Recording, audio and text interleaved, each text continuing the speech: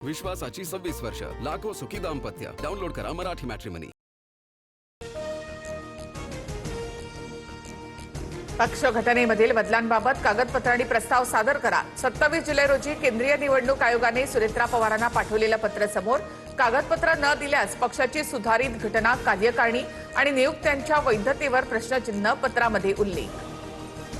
संजय राऊतांनी जयकुमार गोरेंवर केलेल्या शिवराळ टीकेवरून राजकारण तापलं. गोरेंनी मला ओळखायचा देखील प्रयत्न करू नये, अन्यथा अडचणीत येतील, राऊतांचा इशारा. तर कोण संजय राऊत, मी त्यांना ओळखत नाही, गोरेंनी टोला लगावला होता. जातीपातीचं राजकारण धनंजय मुंडेंनीच आणलं. उशिरा का होईना पण मुंडेंना शहाणपण आलं. मनोज जरांगेंचा उपरोधिक टोला. गलिच्छ राजकारणामध्ये राहावं की न राहावं, समतेचं राज्य पुन्हा प्रस्थापित करण्यासाठी प्रयत्न करणार. माजलगावातील एका कार्यक्रमात धनंजय मुंडेंचं भाष्य. तर राजकारणामधून रिटायर्ड व्हावंसं वाटतं, लाल दिव्याची गाडी माझ्यासाठी नाही. परळीमधील एका कार्यक्रमात मंत्री पंकजा मुंडेंच्या विधानानं खळबळ. पंकजा मुंडेंना काँग्रेसची खुली ऑफर, भाजपमधून बाहेर पडा, महाराष्ट्राच्या पहिल्या महिला मुख्यमंत्री व्हा. विजय वडेट्टीवारांच्या वक्तव्याने चर्चांना उधाण.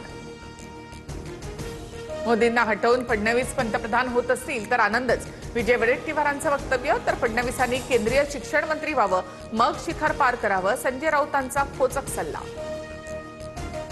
दिल्लीसह इतर राज्यातील आंदोलकांवरील गुन्हे मागे घ्या.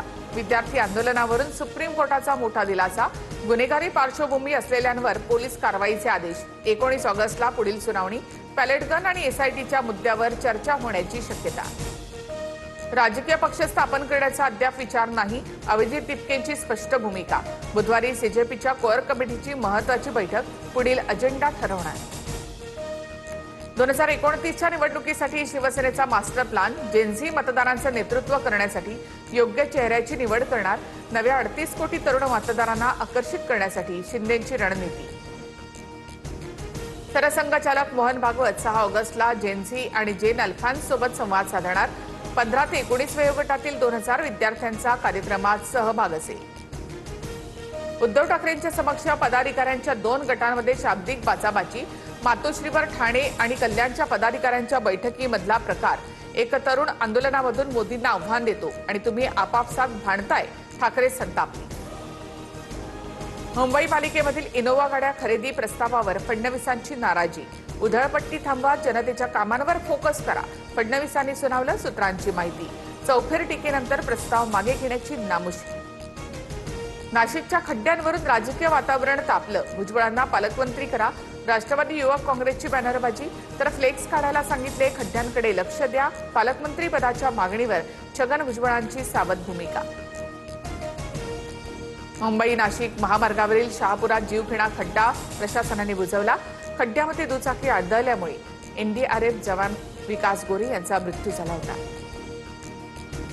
रायगडच्या पालकमंत्री पदासाठी भरत गोगावले आग्रही. गोगावलेंची मुख्यमंत्री उपमुख्यमंत्री शिंदे यांच्याशी फोनवरून चर्चा. येत्या 3-4 दिवसांमध्ये तिढा सुटेल, गोगावलेंना आश्वासन. सूत्रांची माहिती. बिहार पोटनिवडणुकीमध्ये बांकीपूरचा बालेकिल्ला भाजपनं गमावला. जनसुराज्य पक्षाच्या प्रशांत किशोर यांचा 19,000 मतांनी विजय. भाजपच्या नीरज कुमार यांचा पराभव.